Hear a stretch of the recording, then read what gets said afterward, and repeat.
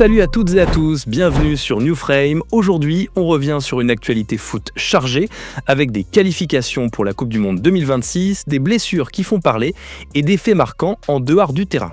On commence par les Bleus. La rentrée de l'équipe de France a été réussie avec une victoire convaincante 2-0 face à l'Ukraine. Ce premier match des qualifications a attiré une belle audience, confirmant l'engouement autour de cette génération. Fort de ce succès, les tricolores enchaîneront dès mardi face à l'Islande au Parc des Princes. Attention, l'adversaire est en pleine confiance après son large succès 5-0 contre l'Azerbaïdjan. Mais ce beau départ a vite été assombri par les blessures. Ousmane Dembélé, touché à la cuisse, sera absent au moins 6 semaines. Un coup dur pour le PSG, déjà privé de Doué pour plusieurs semaines. Du côté parisien, on digère mal la nouvelle, d'autant que les tensions avec le staff des Bleus pourraient s'accentuer après cet épisode. Didier Deschamps a dû répondre aux critiques. Le sélectionneur des Bleus a assuré qu'il n'y avait aucun risque à avoir fait entrer Dembélé. Satisfait de la victoire, il reste malgré tout prudent, soulignant quelques manques dans l'efficacité offensive. Entre enthousiasme et inquiétude, cette rentrée des Bleus laisse donc un goût partagé.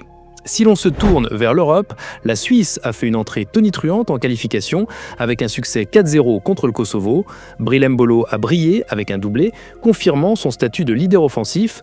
La Suède, de son côté, a connu une soirée plus frustrante. Malgré sa domination, elle a été accrochée 2-2 à la Slovénie en toute fin de match. En Amérique du Sud, Carlo Ancelotti continue de transformer le Brésil. Depuis son arrivée, la Seleção n'a encaissé aucun but en 3 matchs, une preuve de sa solidité défensive. Grâce à cette rigueur et au talent offensif de ses stars, le Brésil est désormais deuxième des qualifications et retrouve confiance après une période de doute. Même dynamique positive pour l'Italie, Gennaro Gattuso a réussi sa première sur le banc en battant l'Estonie 5-0. Pourtant, tout n'a pas été simple, les Italiens ont longtemps manqué de réalisme avant de dérouler une victoire large qui leur permet de rester en contact dans un groupe dominé par la Norvège. En Afrique, c'est historique, le Maroc devient la première nation africaine qualifiée pour le Mondial 2026 après une démonstration 5-0 contre le Niger. Les Lions de l'Atlas confirment leur statut après leur épopée au Qatar et s'affichent comme l'une des sélections les plus solides du continent. Toujours en Afrique, le Congo peut compter sur son attaquant star. Cédric Bakambu a signé un doublé éclair qui a ouvert la voie à une victoire 4-1 face au Soudan du Sud. Grâce à ce succès, les Congolais prennent la tête de leur groupe et rêvent désormais d'une qualification historique. Mais l'actualité dépasse aussi le rectangle vert. L'attaquant brésilien Rafinha a dénoncé un acte raciste à Disneyland Paris. Selon lui, un employé aurait volontairement ignoré son fils alors qu'il serrait dans ses bras les autres enfants. Un témoignage qui a fait réagir et relance le débat sur le racisme dans des lieux publics censés incarner la magie et le rêve. Et au PSG, nouveau coup de dur, Luis Enrique a été victime d'un accident de vélo. Transporté en urgence à l'hôpital, l'entraîneur espagnol souffre d'une fracture de la clavicule et doit être opéré. Heureusement, plus de peur que de mal, il n'a pas d'autres blessures sérieuses. Outre-Atlantique, c'est Luis Suarez qui défraie la chronique.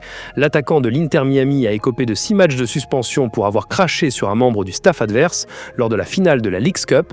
Un geste regrettable qui ternit une fin de carrière déjà marquée par plusieurs polémiques. Enfin, mercato oblige, on termine avec le cas d'André Onana. Manchester United et Trabzonspor ont trouvé un accord verbal pour son prêt. Le gardien camerounais, en difficulté l'année dernière et concurrencé par de nouveaux arrivants, doit désormais décider de son avenir. La Turquie pourrait être l'opportunité de relancer sa carrière. Voilà pour ce tour d'horizon complet. Entre victoires marquantes, blessures inquiétantes et rebondissements extrasportifs, le football ne s'arrête jamais. On se retrouve très vite pour une nouvelle revue d'actu.